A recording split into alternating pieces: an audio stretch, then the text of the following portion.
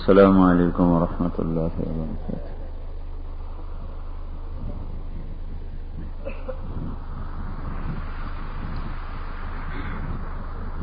فهدى والذي أخرج المرعى.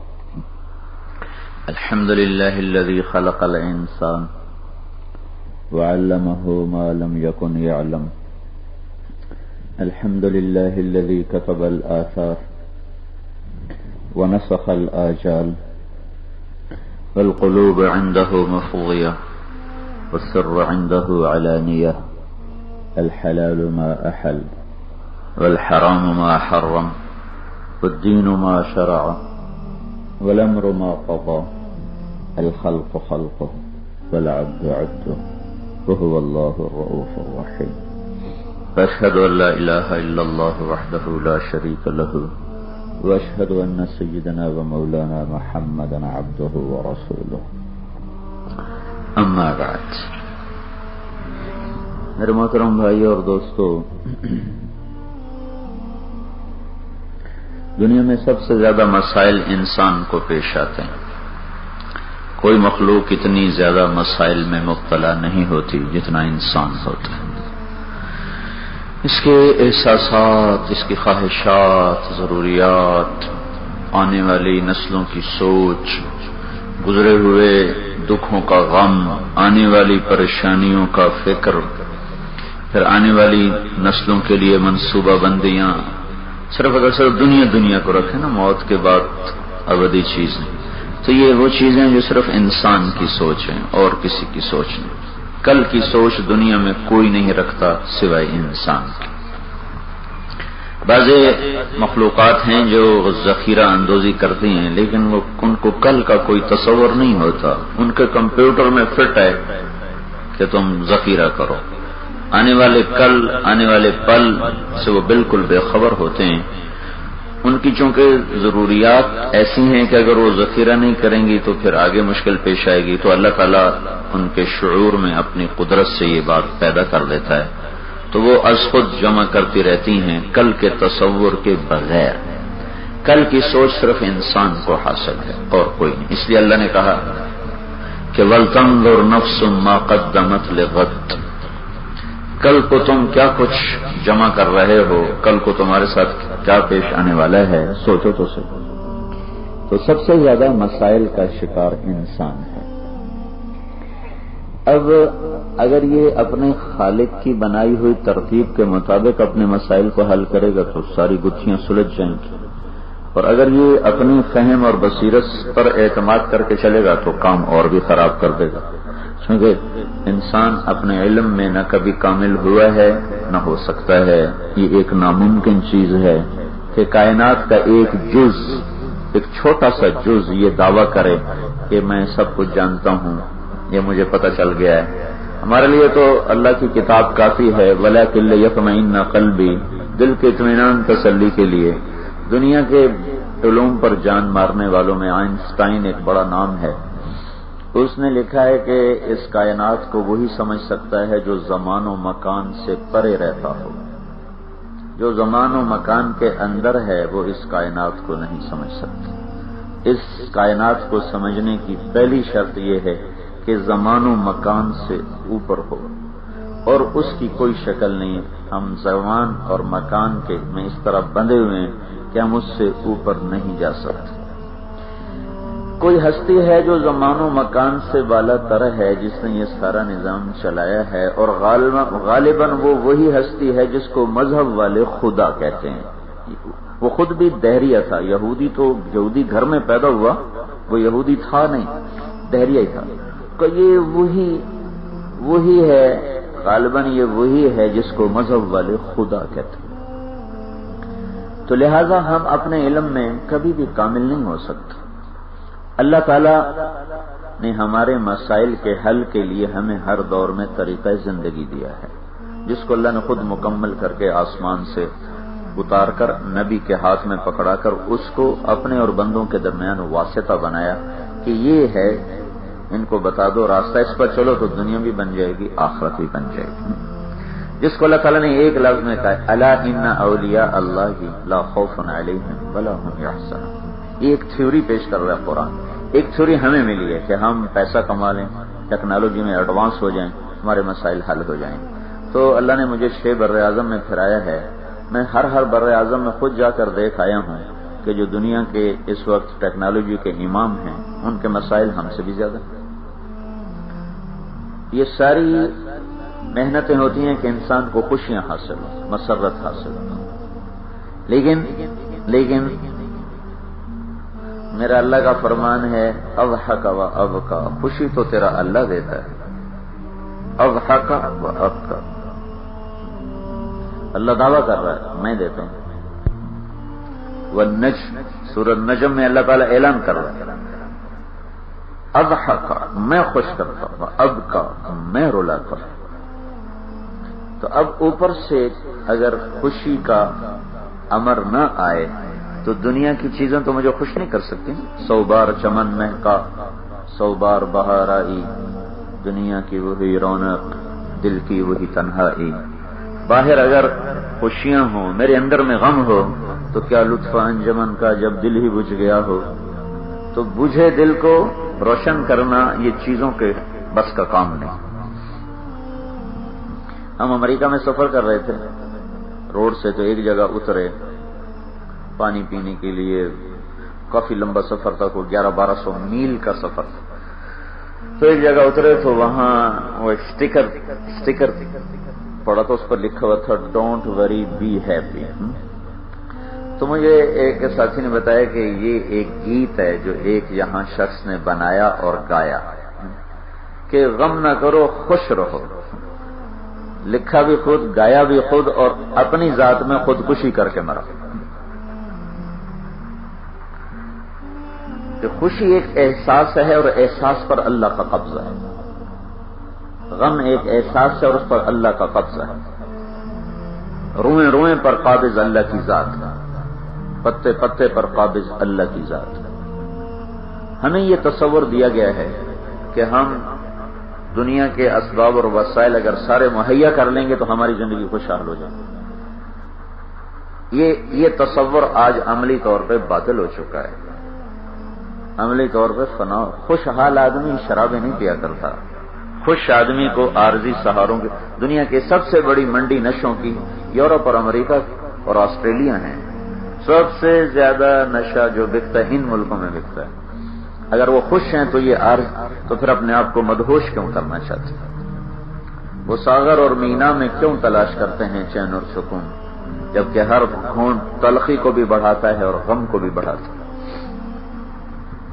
تو اب ہمیں اس کے لیے کسی دلیل کی ضرورت نہیں کہ مول صاحب دلیل دو، یہ ٹیوب جل رہی ہے، اللہ کا بندہ ان ہے ویخ تو صحیح بلی جاندی.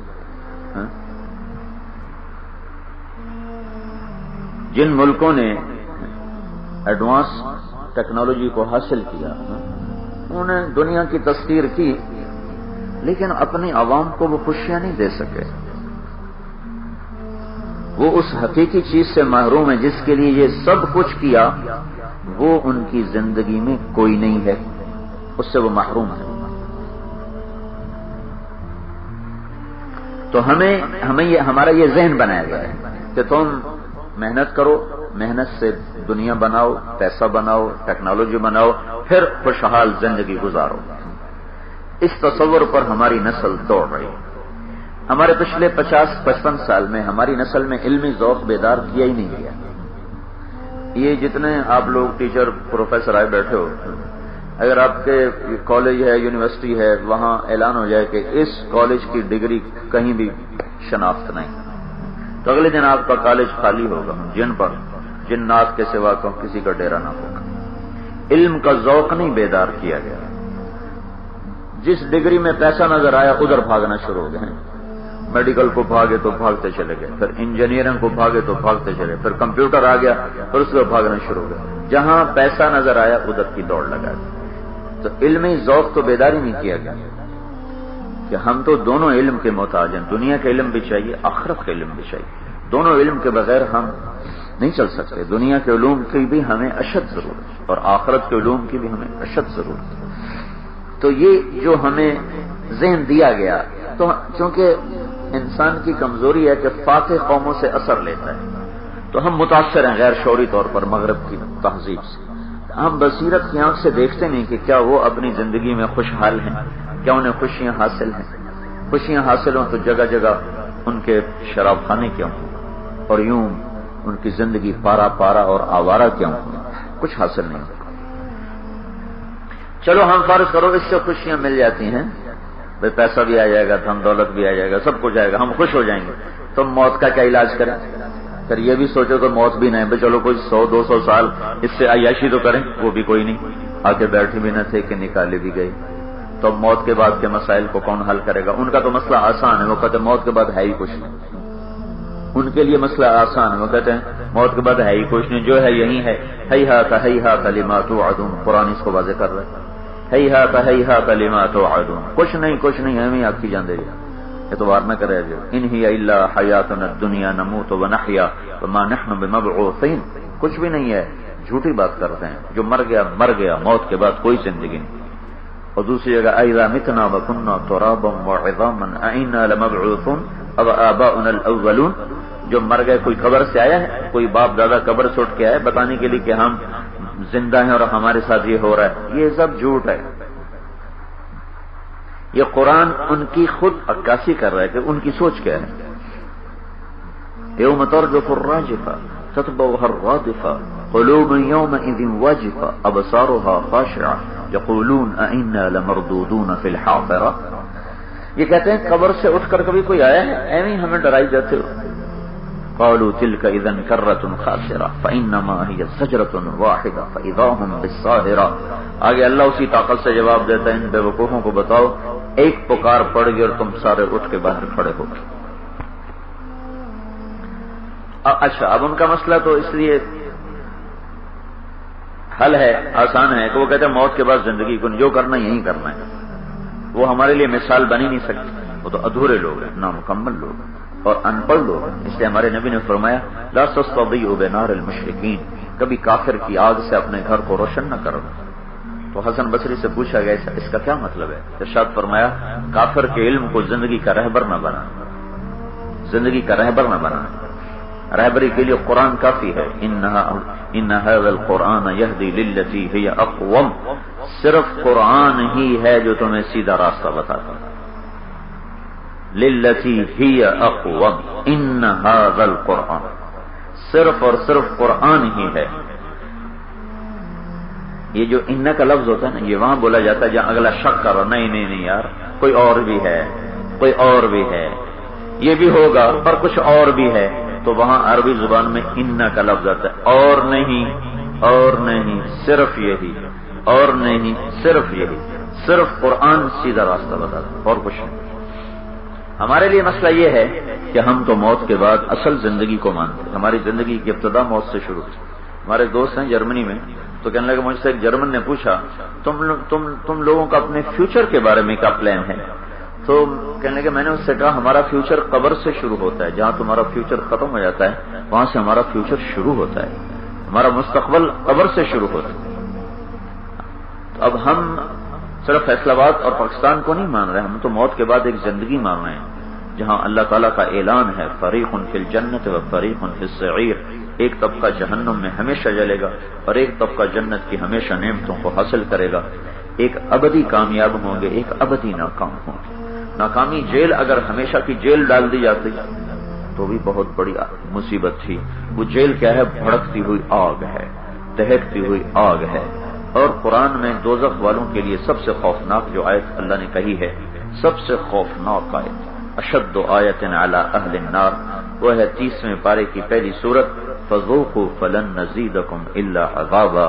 یہ عذاب چکھو, یہ ہمیشہ بڑھتا رہے گا. کلما نضجت جلودہم بدلناہم جلودا غیرہا لیذوقوا العذاب. سارے احساسات کے سیل کھال میں آتے ہیں. ہماری کھال یہ میں نے کھینچی ہے تو کوئی میرا خیال ہے آدھا انچ بن جاتی, کھینچ کے اوپر لاؤ تو کوئی آدھا ایک انچ بن جاتی. اس میں سارے احساسات ہیں. یہ جل جائے نا تو احساس ختم ہو جاتا. اور جہنم کی جو یہ کھال ہے, یہ کھال یہ کوئی 50 فٹ موٹی ہوگی, 50 فٹ کے قریب اس کی موٹائی ہوگی. اور اللہ تعالیٰ فرماتے ہیں جب ان کی کھال گل جائے, سڑ نہیں جائے گی, کیونکہ جلنے کے بعد تو احساس ختم ہو جاتا ہے ایک سیکنڈ کے لیے. کلما نضجت، جب ان کی کھال گل جائے گی تو جلنے سے پہلے بدلناہم جلودا غیرہا، میں نئی کھال چڑھا دوں. 6 انچ کی کھال کا احساس آدمی کو بے قرار کر دیتا ہے. 50 ہاتھ. پھر احساسات کا تعلق دماغ سے. دماغ ہمارا 4-5% ایکٹیو ہے، باقی سویا ہوا ہے.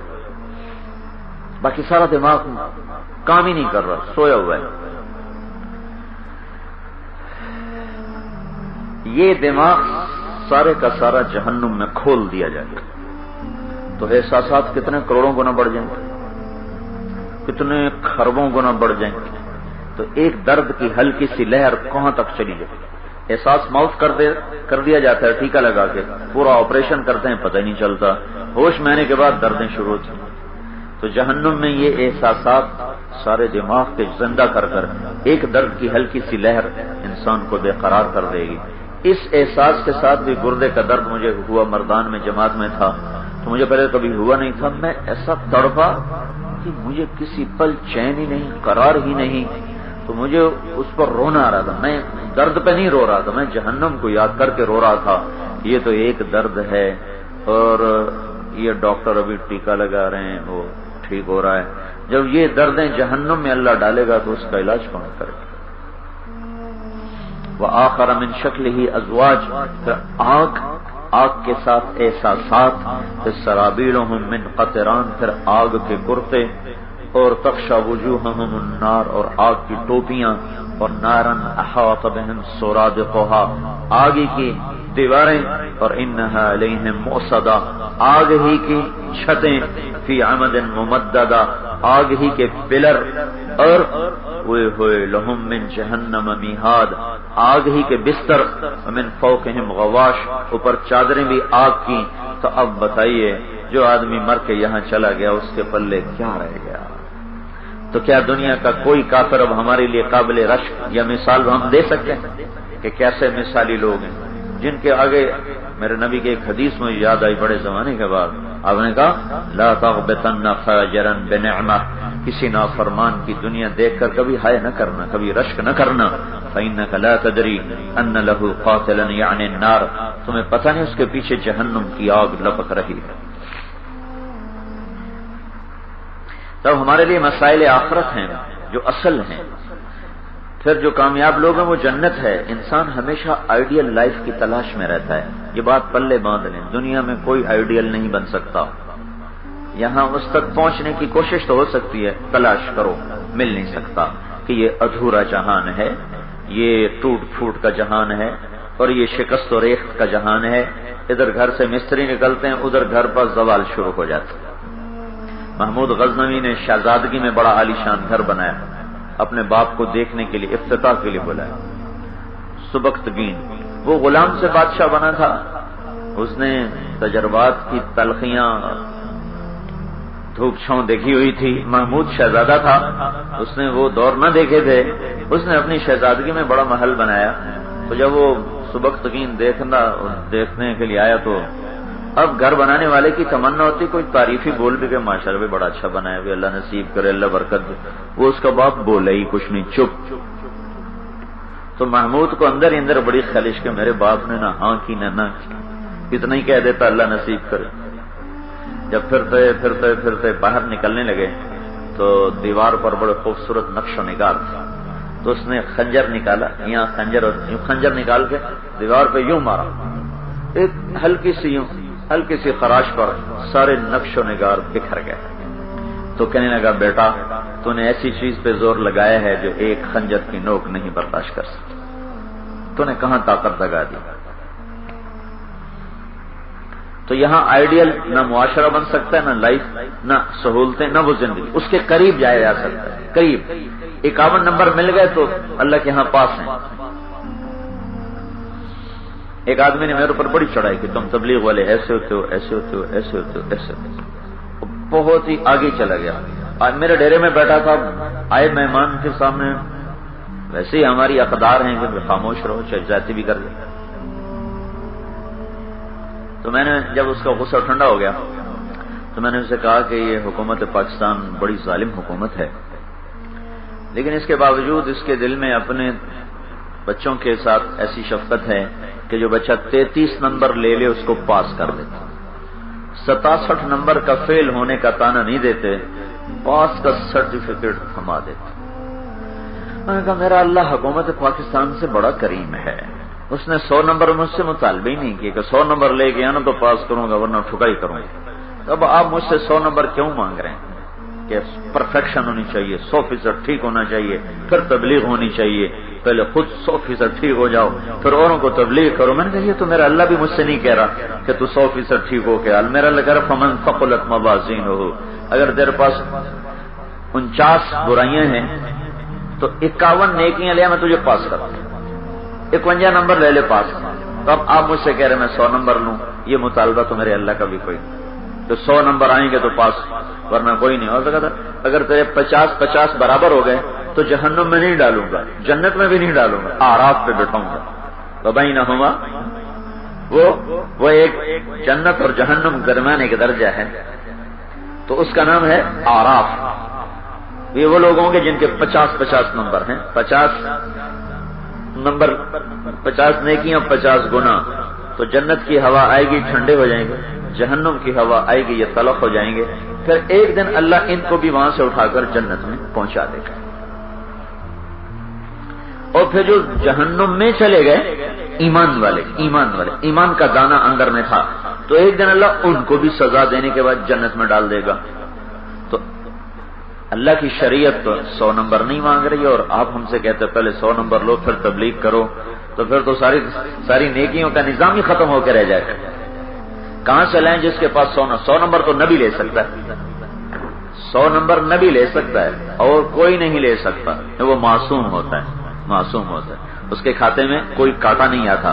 باقی ابو بکر سے لے کر آخری صحابی تک کہیں نہ کہیں کچھ نہ کچھ ضرور ہے کہ معصوم صرف نبی ہوتا ہے۔ تو اللہ تعالیٰ نے ان کو کہہ دیا رضی اللہ عنہ میں ان سے راضی ہوں، بس تم ٹھیکیدار ہو، ان کی کمیاں پکڑو، جس نے حساب لینا وہ کہتا میں راضی۔ تو ہمارے لیے مسئلہ آخرت دنیا سے بھی بڑا ہے، یہ مختصر ہے، ابدی ہے، جس میں ایک ٹھکانہ وہ ہے جہاں آگ ہی آگ ہے، ایک وہ ہے جس کو اللہ نے جس دن بنایا تھا نا، اللہ تعالیٰ نے جنت الفردوس کو، ساری جنت کو بنایا امر کن کے ساتھ۔ وہ جس ہم آئیڈیل ہوم کی تلاش میں ہیں، یہ جو سکیموں والے کیسے ہمیں بیوقوف بناتے ہیں، آئیڈیل ہوم، سارے پلاٹوں کے فراڈ کر کے آئیڈیل ہوم، وہ آئیڈیل صرف جنت ہے، بس دنیا نہیں بن سکتی۔ عبد الرحمن الناصر نے 300 ہجری میں ایک آئیڈیل ہوم بنایا تھا، اس پہ 1 خرب مالیت خرچ ہوا تھا، 1 خرب۔ وہ 1 خرب کیا ہے، روپیہ ہے، درہم ہے، دینار ہے، وہ 1 ہی خرب لکھا ہوا ہے، تو چلو ہم روپیہ ہی سمجھ لیتے ہیں، 1 خرب روپیہ بھی سمجھ لو تو کیا بلا ہے وہ۔ 25 سال میں وہ گھر بنایا گیا، 25 برس، 4316 ستونوں پر وہ گھر کھڑا ہوا تھا۔ اس کی لمبائی 4 میل تھی اور چوڑائی 3 میل تھی، 4 میل لمبا 3 میل چوڑا۔ ایک لڑکی کے ایک اس کی باندھی تھی زہرا، اس کے عشق میں بنایا، اس کا نام رکھا تھا قصر الزہرا۔ 10,000 مستری مزدور اس پہ 25 سال کام کرتے، 1000 خچر اس کا سامان لانے میں، ڈھونے میں، لادنے میں، لانے میں۔ 25 سال کے بعد وہ گھر تیار ہوا، اس میں 6000 لونڈیاں رکھیں گی اس کی زیب و زینت کے لیے، 12000 خدام رکھے گئے صفائی ستھرائی کے لیے، اور وہی 13,500 کا ایک پورا رکھا گیا وہاں فوجی دستہ اس کی حفاظت کے لیے۔ بنانے والے کو اس میں 25 برس رہنا نصیب ہوا، 325 میں مکمل ہوا، اور 350 میں وہ خود مر گیا، اور 375 میں اس محل کو آگ لگا دی گئی اور اس کی 1 اینٹ بھی باقی نہ بچی۔ تو جس زندگی کا ہم تصور کرتے ہیں وہ جنت ہے، اللہ تعالیٰ نے جنت الفردوس کو پھر اس میں سے اپنے ہاتھوں سے بنایا۔ جس چیز یہ دنیا اللہ نے کہا بن جا، پھر ایک دفعہ بھی اس پر اللہ تعالیٰ نے نظر محبت نہیں ڈالی، یہ اتنی خوبصورت ہے کہ اس نے دل کو قبضے میں کر لیا ہے۔ جنت الفردوس کو اللہ نے اپنے ہاتھوں سے بنایا، اور پھر اس کو اللہ تعالیٰ نے مہر لگا کے بند فرمایا۔ پھر روزانہ 5 دفعہ اللہ تعالیٰ اس کو کھولتا ہے اور اسے کہتا ہے ازدادی طیبا لاولیائی وازدادی حسنا لاولیائی، اے جنت الفردوس میرے دوست آ رہے ہیں تو ان کے لیے خوبصورت ہو جا، پاکیزہ ہو جا۔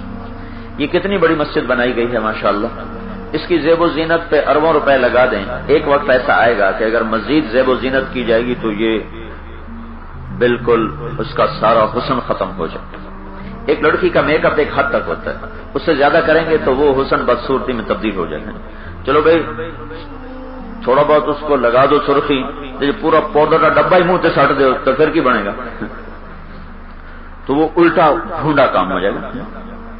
تو ایک حد تک کسی چیز کو حسین بنایا جا سکتا ہے، اس سے آگے کریں گے تو وہ ایک تکلف اور بدصورتی میں تبدیل ہو جائے گا۔ اب آپ جنت الفردوس کی وسعت کا اندازہ لگائیں کہ اللہ نے اس کو جس دن بنایا تھا اس دن سے لے کر آج مغرب تک اللہ اسے 5 دفعہ پہلے سے زیادہ حسین بنا چکا ہے، اور قیامت تک وہ ہر روز 5 دفعہ اپنا حسن بڑھاتی جائے گی، بڑھاتی جائے گی، بڑھاتی جائے گی۔ اس میں ایک لڑکی جنت کی ایک حور وہ اپنے اندر اتنی وسعت رکھتی ہے کہ اللہ نے جس دن اس کو پیدا کیا تھا اس دن سے آج تک وہ 5 دفعہ روزانہ پہلے سے زیادہ حسین ہو چکی ہے، اور آئندہ ابھی مدت باقی ہے، اس میں مزید اس کا حسن بڑھے گا، جمال بڑھے گا، لباس کی زینت، ہر چیز اس میں اللہ بڑھا رہا ہے۔ ایک درخت بنایا ہے، اس کو 5 دفعہ سجایا ہے مزید آج تک، اور مزید سجانا ہے۔ ایک نہر بنائی، ایک دریا بنایا، ایک چشمہ بنایا، ایک پرندہ بنایا، ایک پھل کا دانہ بنایا، ایک منظر بنایا، ایک وادی بنائی، ایک پہاڑ بنایا، ایک ہم فلا تعلم نفس، اس لیے اللہ نے کہا تم سوچ بھی نہیں سکتے میں نے تمہارے لیے کیا کچھ بنایا ہوا ہے۔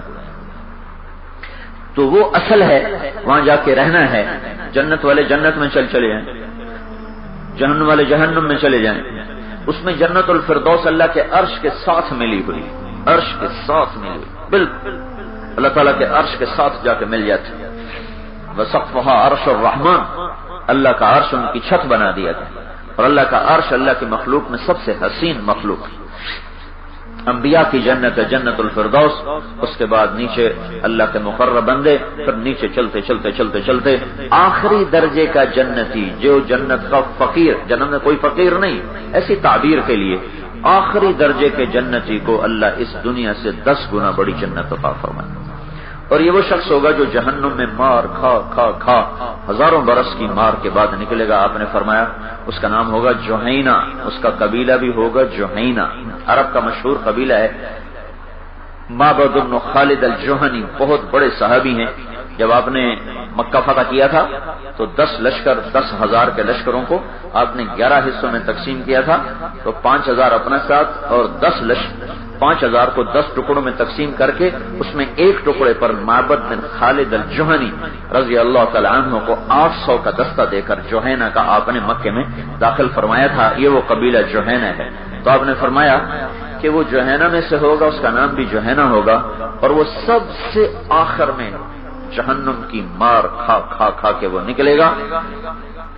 اللہ تعالیٰ اس سے کہے گا ہاں میں چل تیری جنت کا وقت آ گیا۔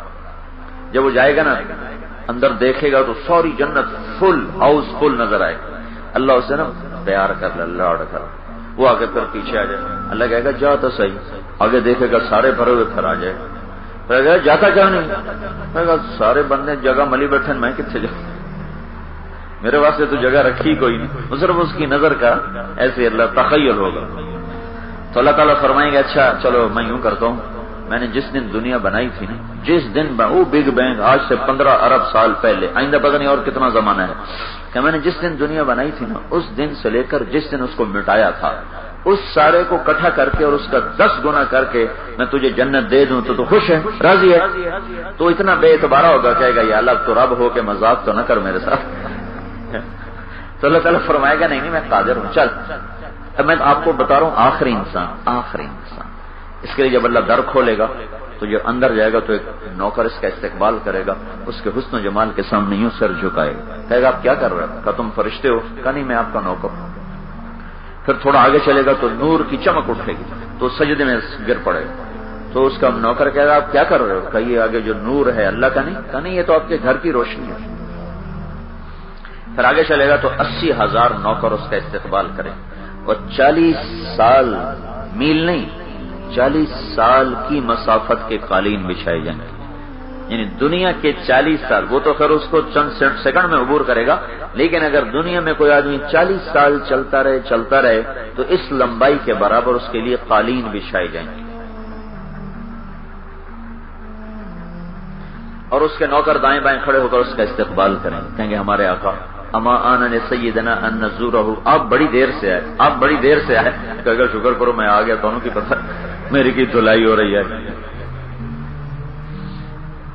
میں ادنا درجہ بتا، پھر اس کو تخت پر بٹھائیں گے، 80,000 نوکر، ہر ایک کے ہاتھ میں ایک مشروب ہے، ایک کھانا ہے، تو کتنے کھانے اکٹھے ہو گئے، کتنے مشروب اکٹھے ہو گئے، یہ سارے ہی کھا جائے گا، سارے ہی پی جائے گا، ہر لقمے کی لذت پہلے سے زیادہ، ہر گھونٹ کی لذت پہلے سے زیادہ، یہاں کھاؤ تو پیا نہیں جاتا، پیو تو کھایا نہیں جاتا، زیادہ کھا لو تو پھر پیٹ میں درد، نہ کھاؤ تو بھی پیٹ میں درد، پھر تیزابیت بڑھ جاتی، زیادہ کھا لو تو چلو ڈائریا لگ جاتا ہے، یہاں کھاؤ پخانا نہیں، پیو پیشاب نہیں، ہر گھونٹ کی لذت بڑھتی چلی جائے گی، پھر اللہ تعالیٰ فرمائے گا، وہ نوکر کہیں گے اب ہم جاتے ہیں، آپ اپنے گھر والوں سے مل لیں، وہ چلے جائیں گے تو سامنے سے پردہ ہٹے گا، خوبصورت جنت اور کھلے گی، اس پر ایک لڑکی ٹیک لگا کے بیٹھی ہوگی، 100 جوڑوں میں اس کا جسم شیشے کی طرح چمکتا ہوا نظر آ رہا ہوگا، جب اس پر نظر پڑے گی تو پہلی نظر میں 40 سال گم ہو جائیں گے، 40 سال بیٹھا دیکھتا رہے گا، آخر وہ بولے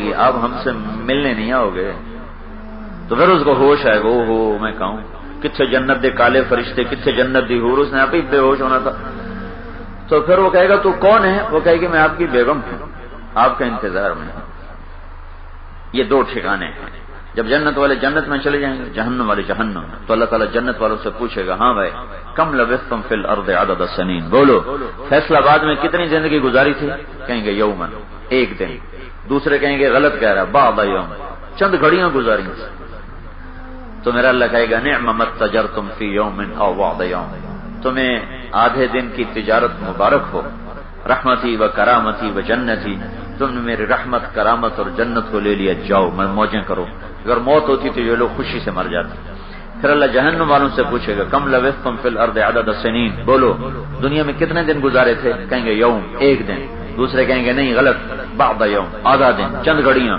تو میرا اللہ کہے گا بئس ما تجرتم فی یوم او بعض یوم، تم پر بدبختی غالب آ گئی، کیا بری تجارت کر کے آئے ہو، غضبی و سخطی و نار جہنم، تم نے میرے غضب، میرے غصے اور جہنم کو خریدا، جاؤ چلے جاؤ، نہ نکل پاؤ گے، اگر موت ہوتی تو یہ غم سے مر جاتے، تو میں یہ عرض کر رہا ہوں کہ ہمارا اصل مسئلہ تو وہاں سے شروع ہوتا، لیکن ہم کمزور ہیں، ہم دنیا کے مسائل سے بھی مبرہ نہیں ہو سکتے، تو ایک بنیاد ہمیں آج کے ماحول نے دیا، ٹیکنالوجی بناؤ، مال بناؤ، خوشحال زندگی گزارو، میں آنکھوں سے دیکھے کو کیسے جھٹلاؤں کہ میں دنیا کے ترقی یافتہ ملکوں میں قدم قدم پھرا ہوں، میں نے ان میں خوشیاں نہیں دیکھی، تو مجھے کون اب پاگل بنائے گا کہ تم لوگ ٹیکنالوجی لے لو تم خوش ہو جاؤ گے، نہیں خوش ہو سکتے، یہ دل کسی اور چیز کو مانتا ہے، یہ رقص و سرود سے خوش نہیں ہوتا، یہ ساغر و مینا سے خوش نہیں ہوتا، ہاں اس کی خوشیاں کسی اور جگہ سے آتی ہیں۔ اب قرآن ایک ٹیکنالوجی دے رہا ہے، ایک ٹیکنالوجی قرآن دے رہا ہے، وہ کہہ رہا الا ان اولیاء اللہ لا خوف علیہم ولا هم یحزنون، ساری دنیا کے دکھوں کو جمع کرو تو 2 لفظ اس پر صادق آتے ہیں، عربی زبان کے 2 لفظ، ہماری زبان میں خوف بڑے چھوٹے معنی میں ہے، عربی زبان کا خوف بڑے وسیع معنی میں، ساری دنیا آخرت کے سب دکھ درد جمع کرو تو 2 لفظ اس کی بنیاد، لا خوف علیہم ولا هم یحزنون، خوف ہوتا ہے آنے والے لمحات میں جو مصیبتیں نظر آ رہی ان کے تصور سے جو دل میں کیفیت پیدا ہوتی ہے اس کو خوف کہتے ہیں، اور بیتے ہوئے لمحات اور حال میں جس پریشانی میں انسان مبتلا ہوتا ہے اس کی وجہ سے جو دل میں کیفیت بنتی ہے اس کو حزن کہتے ہیں عربی زبان میں، حزن۔ میں کل گاؤں گیا تھا تو میرا چچا زاد جوان بھائی فوت ہوا تو میں ان کی ماں کے پاس بیٹھا تھا تو اس کا چہرہ ایک حسرت اور یاس اور غم کی جو تصویر تھا، یہ حزن ہے، حزن کہ ایک غم میں سے وہ گزر رہی ہے اور ایک بچہ جوان گزر گیا، خود بیٹھی ہوئی ہے، بیتے ہوئے لمحات اور موجودہ جو وہ چبھن ہے، اس پر جو ایک کیفیت بن رہی تو چہرے پر عیاں تھی، اس کو عربی زبان میں حزن کہتے ہیں۔ بیتا ہوا حاضر حزن، آنے والی گھڑیاں خوف۔ تو میرا اللہ کہتا ہے ایک ٹیکنالوجی مجھ سے لے لو، ہم یہ سب کچھ کیا کر رہے ہیں؟ میں ان کا انکار نہیں کر رہا ہوں، ہمارے نبی نے جنگ احد کے نقشے خود بنائے، بدر کے نقشے خود بنائے، حنین میں آپ نے جنگ کا نقشہ خود بنایا، خندق آپ نے خود کھدوائی۔ اسلام کی بنیاد کرامتوں اور معجزات پر نہیں ہے، معجزہ دلیل نبوت ہوتا ہے، نبوت کی دلیل ہے، وہ اسوہ نہیں ہے، وہ سنت نہیں ہے۔ بدر میں معجزہ ظاہر ہوا تو ہمارے نبی نے معجزے پر تکیہ کرتے ہوئے بالکل خندق میں اعلان نہیں کیا کہ کوئی ضرورت نہیں کسی بات کی، اللہ کے فرشتے آئیں گے، فتح ہماری ہے۔ اور میں بتاؤں اللہ کی قسم، اگر ہمارے نبی خندق نہ کھودتے تو بھی ابو سفیان کے لشکر نے نامراد ہو کے واپس جانا تھا، لیکن یہ اسباب کی دنیا ہے، یہ اسباب کی دنیا ہے۔ تو آپ بیٹھے ہوئے بولو بھائی کیا کریں؟ اتنا باب 10,000 12,000 کا لشکر آ رہا ہے، ہم میں تو طاقت نہیں لڑنے کی، تو کوئی بھی تو کھڑا ہو کے نہ بولا یا رسول اللہ بدر میں کیا ہوا تھا، آپ کیوں غم کرتے ہیں؟ یہاں بھی ہو جائے، چلو ان کو چھوڑو، خود آپ کہتے غم نہ کرو، بدر میں آئے تھے 1000 فرشتے، آج بھی آ جائیں گے، کوئی فکر کی بات ہے نہیں، امت کو زندگی کا طریقہ بتا کے جانا ہے۔ یہ کرامتوں کا جہان نہیں ہے، یہ معجزات کا جہان نہیں ہے، یہ اسباب کا جہان ہے۔ معجزہ دلیل نبوت ہے، کرامت دلیل ولایت ہے، بنیاد نہیں ہے۔ تو سلمان فارسی بولے یا رسول اللہ ہمارے دیش میں خندق کھودی جاتی ہے۔ ایران میں خندق کھودنے کا رواج حضرت موسیٰ علیہ السلام کے زمانے سے شروع ہوا، تو ہم نے کہا یہ بات بالکل ٹھیک، 6 میل لمبی، 10 ہاتھ چوڑی اور 7 ہاتھ گہری خندق کھودی گئی اور 21 دن میں تیار ہو گئی۔ پتھر کھودے، پتھر، مٹی نہیں۔ تو میرا مطلب غلط نہ لے لیا جائے، میں اس ذہن کی نفی کر رہا ہوں، ذہن جو یہ ذہن بن گیا ہے، جو پچھلے 100 سال سے یورپ کا ذہن کہ اللہ کو بیچ میں لائے بغیر اپنے کام بنا لو، پچھلا سارا 100 سال سے وہ یہ زور لگا رہے ہیں کہ اللہ کو بیچ میں داخل نہ کرو اور اس کے بغیر اپنے سارے مسئلے حل کر لو، وہ نہیں حل کر سکے، وہ ہم پہ مسلط کرنا چاہتے ہیں، کیونکہ ہماری بڑی ڈگری وہی ہے جو امریکہ سے آئے، جو انگلینڈ سے آئے، جو آسٹریا سے آئے، جو ہالینڈ سے آئے، جو آسٹریلیا سے آئے، جو ساؤتھ افریقہ سے آئے، تو لہذا ہم انہی سے متاثر ہو کر بولیں۔ تو میں اس ذہن کی نفی کر رہا ہوں، ہم اس ذہن کے غلام نہیں ہیں، ہم خود تراشتے ہیں منازل کے سنگ میل، ہم وہ نہیں ہیں جن کو زمانہ بنا گیا۔ تو اب یہ ایک ذہن قرآن دے رہا ہے کہ تم اللہ سے دوستی لگا لو، الا ان اولیاء اللہ، تم اللہ سے دوستی لگا لو۔ اللہ کے دوست، ولی دوست کو کہتے ہیں، ہمارے یہاں ولی ایک ٹائٹل بنا ہوا ہے، یہ ٹائٹل نہیں ہے، اللہ سے دوستی کا نام ولایت ہے، اللہ سے دوستی کا نام ولایت ہے۔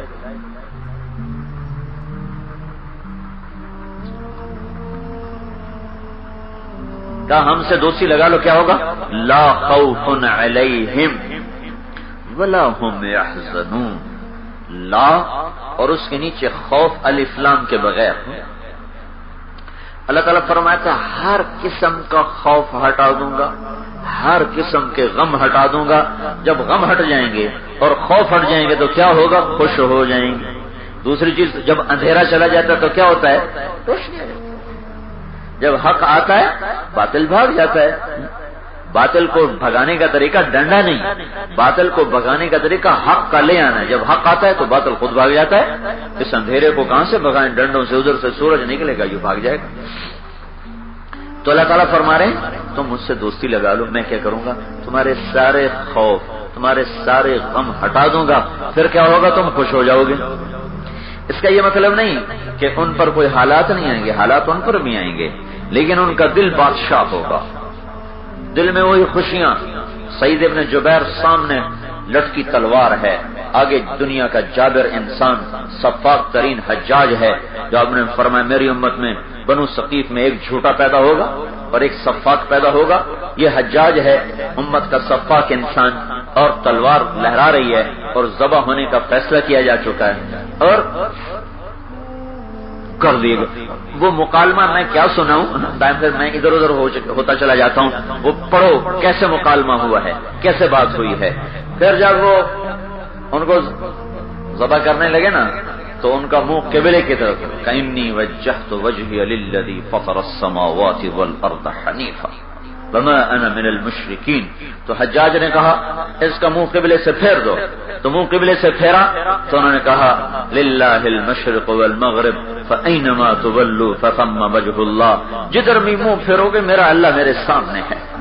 تو حجاج نے کہا اس کا منہ زمین کی طرف کر دو. جب اونڈا کیا تو انہوں نے کہا منہا خلقناکم وفیہا نعیدکم ومنہا نخرجکم تارۃ اخری. اسی مٹی سے تمہیں بنایا، اسی میں لوٹاؤں گا، اسی سے نکالوں گا. تو حجاج غصے سے بے بس ہو گیا، کر ذبح کر دو. تو کہنے لگے سن، اشہد ان لا الہ الا اللہ واشہد ان محمد رسول اللہ، یہ امانت ہے تیرے پاس، قیامت کے دن میں تجھ سے خود ہی نمٹ لوں گا. جب ان کو ذبح کیا گیا تو اتنا خون بہا تو حجاج نے اپنے سامنے 1.25 لاکھ آدمی مروایا. یہ نئی موت تھی. تو حجاج نے طبیب سے پوچھا اتنا خون کیوں بہا ہے؟ طبیب نے کہا یہ شخص آخر وقت تک مزے میں تھا، موت کے خوف سے خون خشک ہو جاتا، خون کی گردش پہلے سست ہو جاتی. تو اس آدمی پہ خوف کے نام کی چیز کوئی نہیں تھی، لہذا صحت کے ساتھ جب مرا سارا خون پورا نکلا. یہ نہیں کہ ان اللہ کے دوستوں پر حالات نہیں آئیں. امام حسین کا سر نیزے پہ لٹک گیا. ان کے اکیلے کا سر لٹکتا تو بھی مسئلہ آسان تھا. پہلے اپنی آنکھوں کے ساتھ نے اپنی اولاد کے 16 نوجوانوں کو ذبح ہوتے دیکھا. ایک بھی مر جائے تو آدمی کا دل پارا پارا ہو جاتا ہے. وہ کیا انسان تھا جس نے اپنی آنکھوں کے سامنے اپنی نسل کے 16 بچوں کو، آل رسول میں سے 16، باقی تو جان نثار تھے، 16 آل رسول میں سے شہید کیے گئے اور اطمینان سے. حتیٰ کہ ایک کوفی بدبخت پکار اٹھا میں نے آج تک ایسا انسان نہیں دیکھا جو اولاد کو کٹتے دیکھ کر بھی پرسکون ہو. اور جب آپ کا سر مبارک لایا گیا ابن زیاد بدبخت کے سامنے تو اس نے دیکھ کر کہا میں نے آج تک ایسا چہرہ تر و تازہ نہیں دیکھا کہ قتل کے بعد، خون کے نکلنے کے بعد بھی چہرہ جگمگا رہا ہو اور وہ گلاب کی طرح مہک رہا ہوگا. میں نے آج تک ایسا چہرہ نہیں دیکھا. تو اس نے چھڑی ماری سے ہونٹوں پر. تو زید بن ارقم رضی اللہ تعالیٰ عنہ کھڑے ہو کر کہنے کے بعد وقت یہ چھڑی یہاں سے ہٹا، میں نے یہاں اللہ کے نبی کے ہونٹوں کو لگتے دیکھا ہے. یہ نہیں کہ ان پہ حالات نہیں آئیں گے، حالات آئیں گے بھی صحیح تو دل کے بادشاہ ہوں. اور جب یہ نہیں ہوگا تو حالات نہیں بھی ہوں گے تو بھی دل مٹھی میں ہوگا. ہائے کیا ہو جائے، کہیں ایسا نہ ہو جائے، کہیں ویسا نہ ہو جائے. تو اللہ ہمیں ایک نسخہ دے رہا ہے، یہ ایک ٹیکنالوجی اللہ دے رہا ہے کہ مجھ سے دوستی لگا لو. کیا ہوگا؟ لا خوف علیہم ولا هم یحزنون. تمہارے غم بھی ہٹا دوں، تمہارے خوف بھی ہٹا دوں گا. اس آیت سے کوئی یہ نہ سمجھے کہ یہ تو اللہ جنت کا وعدہ کر رہا ہے. آگے اللہ نے کہا لہم البشرا فی الحیات الدنیا، پہلے دنیا میں ایسا کروں گا، وفی الآخرہ، پھر آخرت میں ایسا کروں گا. یہ دین اسلام وہ دین ہے جو تمہاری دنیا میں بنائے گا، آخرت میں بنائے گا. اب یہ ایک بنیاد ہمیں قرآن دیتا ہے کہ تم اللہ کے دوست بن کے دکھا دو. تو پھر مسائل کو سمیٹنا، چلانا، ٹھیک کرنا، یہ تمہارے اللہ کا کام ہے. اللہ کے دوست کون ہوتے ہیں؟ یہ کوئی وراثتی چیز نہیں. ہمارے پاکستان میں وراثت چلتی ہے. ولی اللہ کا بیٹا بھی ولی اللہ، اس کا بیٹا بھی ولی اللہ، چاہے نہ نماز پڑھے نہ روزہ رکھے، جو کچھ بھی کرتا رہے ولی اللہ. ہمارا ایک دوست تھا، ہم گورنمنٹ کالج لاہور میں بیٹھے تھے. وہ ہمارا ایک گدیا مائی صفورہ اس فیملی میں سے تھا. وہ جب اس کے پیسے ختم ہوتے تو مریدوں کا چکر لگا کے آتا، وہ جیب میں پیسہ، ہم بڑے ذمہ دار، ہمارے بوجھ ویلے، اور وہ ایک مریدوں کا چکر لگا کے آتا اور اس کے جیب ہر وقت بھری ہوئی، اور ہم سے بھی زیادہ پلیت تھا وہ. کہنے لگا اس دفعہ بڑی مشکل پڑ گئی. کیا ہوا؟ کہنے لگا وہ ایک مرید آیا تو اس کا بیٹا ساتھ تھا. کہنے لگا بابا پیر دی تا داڑھی کوئی نہیں، شیو کراتا تو پیر دی تا داڑھی کوئی نہیں. تو کہنے لگا یہ جو ہمارے چیلے ہوتے ہیں نا، یہ ہمیں ہوا میں اڑاتے ہیں. تو وہ چیلا فوراً بولا اے بے ادب چپ کر، پیران دی اندر داڑھی ہوتی ہے. میں آپ کو اپنی آپ بیتی سنا رہا ہوں، کوئی جگ بیتے نہیں، آپ بیتی سنا رہا ہوں. تو ہمارے چونکہ جہالت ہے تو ایک وراثت بن گئی. یہ وراثت نہیں ہے. جو جہد کرے گا اللہ اس کو ولی بنا دے گا، جو کوشش کرے گا اللہ اسے اپنا دوست بنا دے گا. تو اللہ نے خود کہا، میں بتاؤں میرے ولی کون ہیں؟ ان اولیاءہ الا المتقون، ان اولیاءہ الا المتقون. ان اولیاؤہ الا المتقون، یہ اتنے طاقت سے اللہ نے ٹھوک ٹھوک کے بات سنائی، سنو سنو، صرف اور صرف تقوی والا میرا دوست بن سکتا ہے، بس چاہے وہ سید ہو، قریشی ہو، کمی ہو، کمین ہو، جو مرضی ہو، تقوی اختیار کرے میرا یار ہے، تقوی اختیار کرے میرا دوست ہے وہ، ان اولیاؤہ الا المتقون، میرا دوست صرف وہی ہے جو تقوی والا ہو، بس۔ تو اللہ تعالیٰ نے معاملہ آسان کر دیا، نہ حسب نسب کی شرط، نہ حسن و جمال کی شرط، نہ ملک و مال کی شرط، چاہے جمال والا ہو تقوی اختیار کرے، بدصورت ہے تقوی اختیار کرے، نسب والا ہو تقوی اختیار کرے، بادشاہ ہے تقوی اختیار کرے، فقیر ہے تقوی اختیار کرے، عورت ہے تقوی اختیار کرے، مرد ہے تقوی اختیار کرے، اللہ سے دوستی لگے گی۔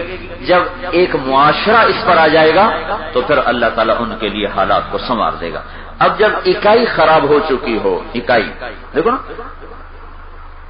ایک خنجر ہوتا ہے ڈاکٹر کے ہاتھ میں ہے، وہ اس سے چیر پھاڑ کر انسان کی زندگی بچاتا ہے، وہی خنجر ہوتا ہے ڈاکو کے ہاتھ میں، وہ چیر پھاڑ کے انسان کی زندگی برباد کر دیتا ہے۔